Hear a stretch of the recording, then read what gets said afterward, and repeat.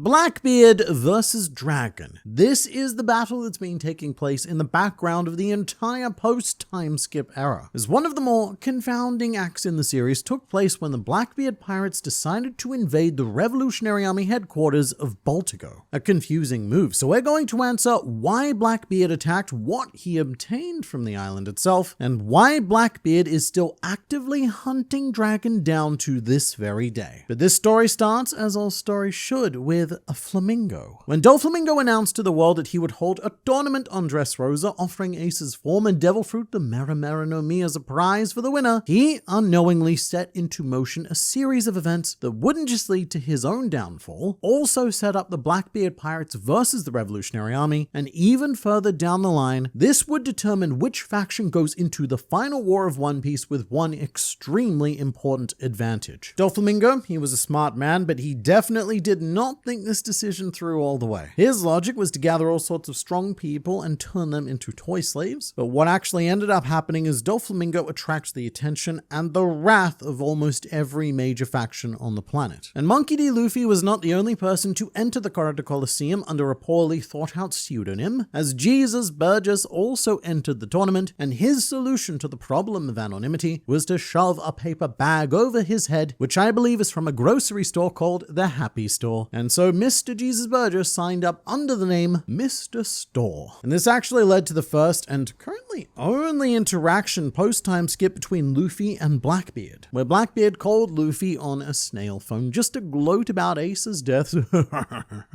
and to state that soon he'll have his very own Ace as part of his crew when Burgess wins the Mera no Mi. Not a very nice thing for Mr. Cherry Pie Man to say. However, at this very moment, Sabo, Hack, and Koala from the Revolutionary Army were also on Dressrosa in order to investigate Doflamingo's underground weapons trade, as he acted as something of an underworld nexus point operating under the alias of Joker. From Dressrosa, Doflamingo was shipping weapons all over the world, and this wasn't Doflamingo's plan, this was actually Kaido's plan. Kaido was the one backing Doflamingo to distribute the weapons all around the planet in order to encourage wars to break out, with Kaido eventually having the dream of merging all of these wars into one big world war that would destroy the existing power structure and commence a new era where merit, status, and even material possession are determined only through personal strength alone, which didn't go very well for Kaido, but that's a story for another video. However, Jesus Burgess was present on Dressrosa as part of Blackbeard's Devil Fruit Gatherment campaign. He wasn't just there for the Mera no Mi, he was there for as many fruits as he could obtain, as shown later on when Burgess tried to kill Luffy to take his Devil Fruit as well. And you can see right here that Burgess was carrying a sack with a devil fruit pattern on it. This sack was packed full of an assortment of real fruit, because when a devil fruit user dies, the power reincarnates into the closest relevant fruit. But on both occasions, Jesus Burgess was stopped by Sabo, who had eaten the Mera no Mi and defeated Burgess after he attacked Luffy. But Burgess, he had, let's call it a fun strat to come out victorious here. Burgess purposely tried to make Sabo unhinged by recounting the wonderful story of how Blackbeard defeated Ace on Bonaro Island, and that apparently Ace's words when he found out he was going to be executed were, "Don't tell my brother." Now in Burgess's mind, this was going to tilt Sabo to the point where he could no longer fight with a clear mind. Burgess was going to strike, he was going to kill the Sabo, and the Mera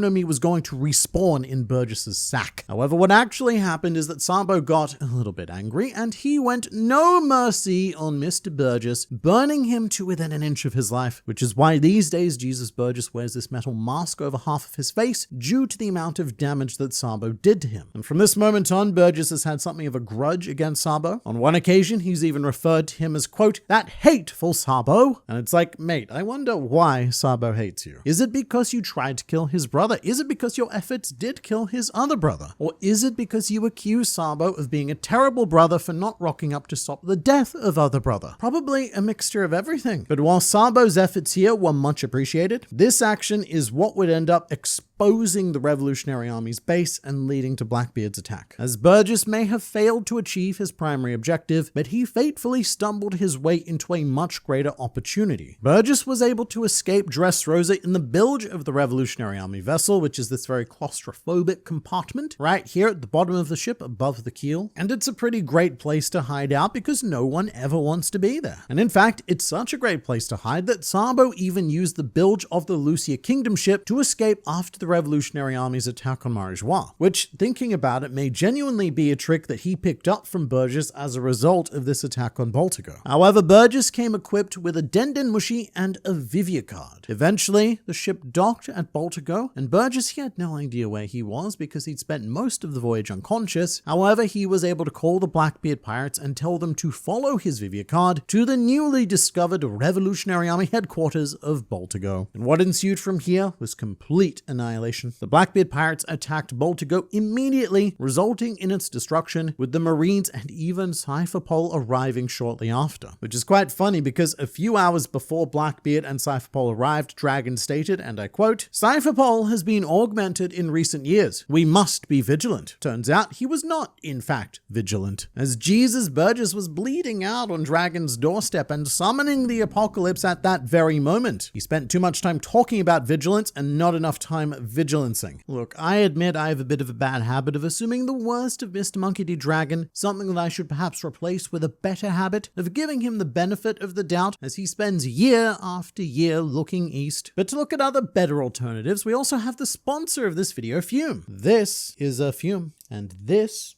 is a Fume Zero. A single-use flavored air device with no vapor, no nicotine, and no batteries, just magnificent flavored air in a brand new super sleek package, made for relieving daily stresses, featuring all new fidgeting technologies with a satisfying chewable mouthpiece. Om nom nom. With Fume Zero, life is easier and simpler than ever. There's no opening it up to change the cores and stuff. This is a one and done, straight out of the package, and we are ready to go, no setup at all. Which I really appreciate, because anytime that you are trying to form a better habit, it helps to have the least friction possible. And Fume Zero comes in fantastic flavors such as crispy mint, peach blush, raspberry, mango, orange, vanilla, and spearmint ice, with each Fume Zero delivering 10 days straight of peak flavor. But Fume have already helped over 500,000 Fumans develop better habits, and Fume Zero makes it easier than ever to start. So you can and should check out Fume by using my link in the description or by scanning the QR code on screen, because there are now zero barriers to better habits. And thank you so much as always to Fume, as it's due to the support of sponsors like them that we're able to bring you the best fictional pirate content possible as often as possible. So definitely check them out, but for now it's back to you, me.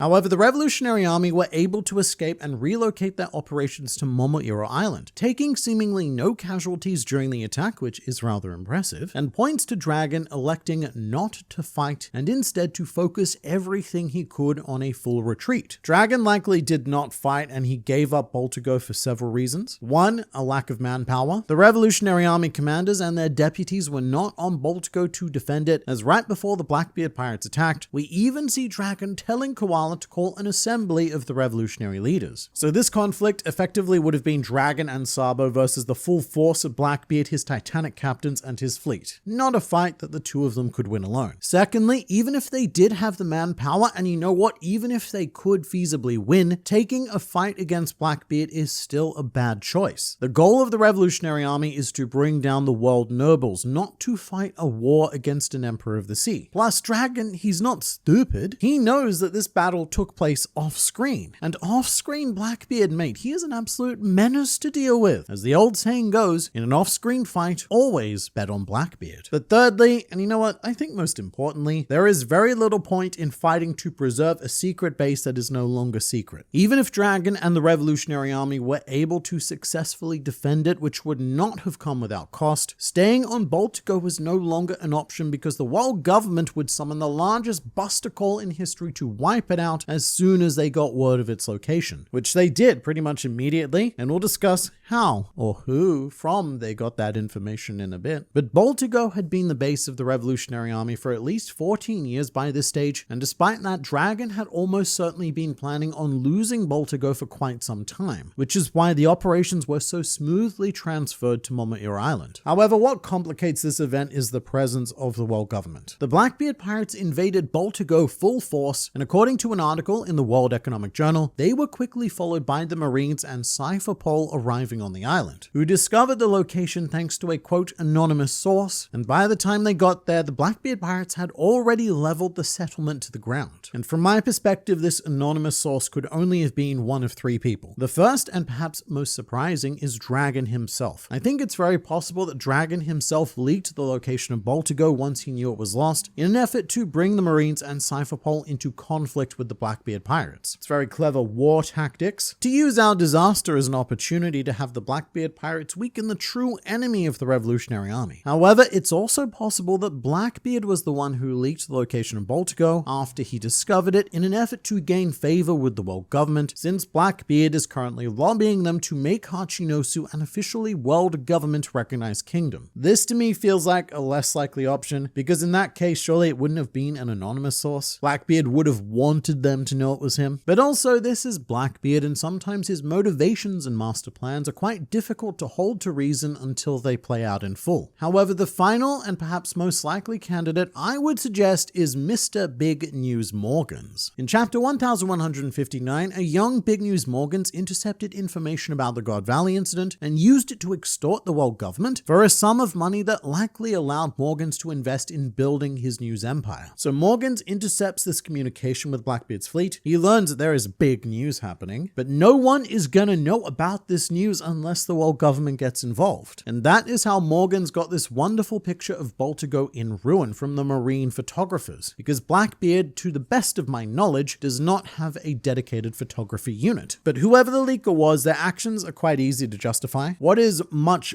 more difficult to explain is why Blackbeard wanted to attack the Revolutionary Army to begin with. In general, there's no reason why the Revolutionary Army and pirates should ever be fighting. There are odd examples of it here and there, mostly for personal reasons, but the Revolutionary Army's goal is to bring down the world nobles, and their actions are generally beneficial to pirates as it ties up world government resources that could otherwise be deployed against them, the pirates. And to explain this, I need to introduce one of the more convoluted plot points in post-time skip One Piece, one that a lot of people miss, which are the mysterious weapons of Dressrosa. As stated before, the reason why Sabo, Koala, and Hack were on Dressrosa in the first place was to investigate Doflamingo's underground weapon trade. And after discovering them, Sabo said that these weapons would be a quote, very nice prize to bring home to Dragon. It's not just the Revolutionary Army that were interested in these weapons though. In chapter 801, we also learned that Rob Lucci's CP0 cell was deployed to Dressrosa, and previously in the arc we'd seen Guernica's CP0 cell present to clarify to the population that no, Doflamingo is not leaving the Seven Warlords. That was a naughty false report. However, following Doflamingo's defeat and subsequent axing from the Warlords, Rob Lucci's cell was sent to Dressrosa and given an entirely different task. They were there to investigate and confiscate Doflamingo's weapons, which has been something of an ongoing mission for Rob Lucci. You may remember that in chapter 692, we saw Rob Lucci watching Caesar Clown's weapons demonstration in the guise of one of the underworld brokers. And Caesar Clown was of course working for Doflamingo. So the world government has had their eye on Doflamingo's arsenal for quite some time. They just couldn't do anything about it because Doflamingo, he was blackmailing them by threatening to reveal the world government's national treasure. However, by the time they got there, the weapons were gone, and Lucci's only conclusion was that the Revolutionary Army had to have been responsible, because there's no other group so large and organized that could have moved such a colossal quantity of death-inducing product so quickly. By the way, this also explains why CP0 showed up so quickly after Blackbeard attacked Baltigo. It wasn't just that the Revolutionary Army were one of their main enemies, it was because the Revolutionary Army had this massive stockpile of weapons from Dressrosa that the world government really wanted to recover. And in chapter 803, we learn a little bit more about these weapons when Koala returned to Baltigo. She reported to Dragon that the weapons they'd recovered from Dressrosa were made with a particular type of metal known as drunken iron ore, also known as liquor iron ore, depending on your translation. It may or may not matter because we don't know if there's anything hugely special about the material itself. Koala just told Dragon that the drunken iron ore was so rare that it could help them track down where these weapons were being manufactured from. And my assumption is that they came from Wano. This is never confirmed, but I think that these weapons were being made from Kaido's factories and being distributed by Doflamingo as part of the Super War Plan. However, this rare substance and the nature of the weapons themselves were never mentioned during the Wano arc, nor has this ever been mentioned again by the Revolutionary Army or the world government or anyone. It's quite an intricate logistical plot point that Oda just stopped addressing at a certain point, so I don't know if it's been abandoned or forgotten, but what I do know is that Jesus Burgess Burgess mentioned being able to obtain these weapons if Blackbeard attacked Baltigo. And I also know that Blackbeard has spent post-time skip One Piece preparing for war, or at the very least preparing for a campaign involving a great amount of violence, as in chapter 1126, Blackbeard's dude guys on Hachinosu yell, "Commodore, we're ready to go at a moment's notice. We know you'll be the man who claims the One Piece, Blackbeard. Conquer the world for us." So all of these assorted pirate guys, they have been primed for conflict. They are ready for war fighting, but they do need to be armed to do so. So while it does seem incredibly risky to go to war with a guy like Dragon over these vaguely defined weapons, it has to be noted that this is a resource that three factions have been focusing on and fighting for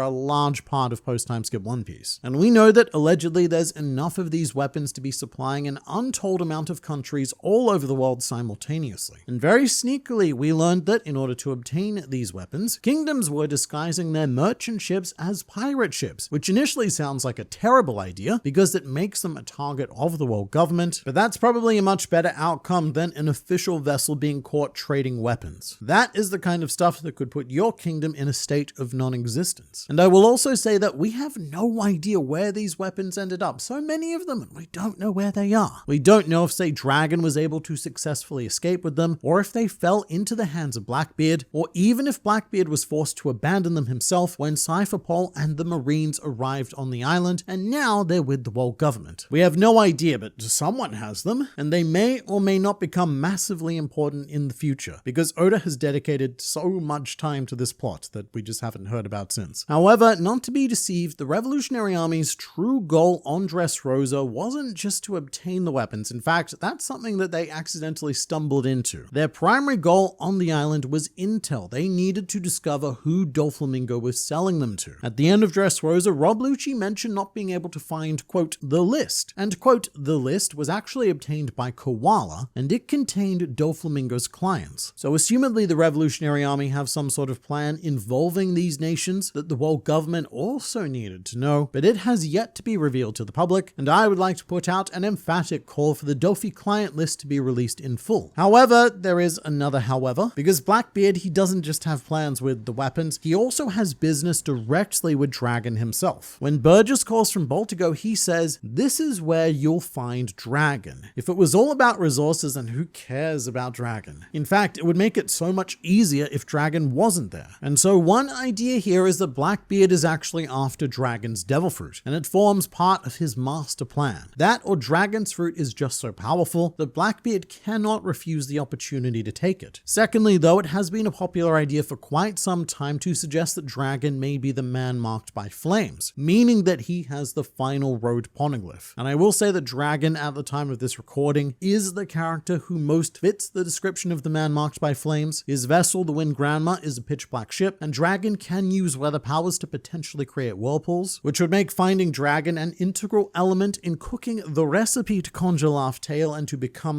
the Pirate King. But my only reservation about that is the fact that Robin spent 2 years with Dragon and the Revolutionary Army. However, the first time that she'd even heard of a road poneglyph was on Zoe. So for this to work, you would have to assume that Dragon was keeping it a secret even from Robin for, I don't know, reasons. But to this very day, Blackbeard is still keeping track of the revolutionaries. In chapter 1126, he had Lafitte make a report on their operations, and Dragon's moves, for whatever reason, are oddly important to Blackbeard. No other Emperor of the Sea, including Dragon's own son, cares what the Revolutionary Army do, but Mr. Blackbeard does. He does care what they do. So even though Baltigo has been obliterated and the weaponry may or may not have been acquired, Blackbeard is still targeting Dragon, and his persistence may eventually lead to a full-on conflict between Blackbeard and Dragon. And thank you so much to Fume again for sponsoring this video, and definitely check them out through the link in the description.